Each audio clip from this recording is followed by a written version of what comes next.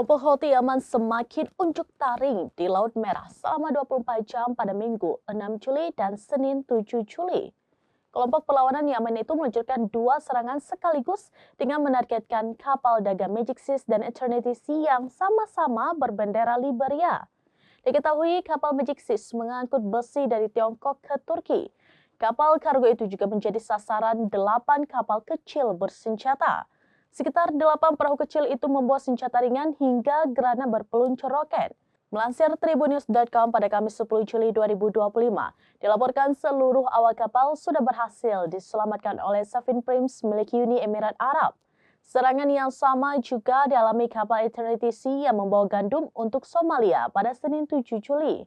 Kapal itu diserang dari jarak 51 mil laut dari pelabuhan Hodeidah menggunakan drone laut berpeledak RPG hingga kapal cepat bersenjata.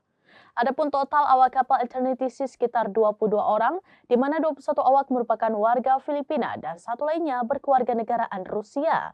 Sementara itu dilaporkan 4 orang di antaranya dinyatakan tewas ketika berusaha menyelamatkan diri dengan menyebur ke laut saat insiden penyergapan berlangsung.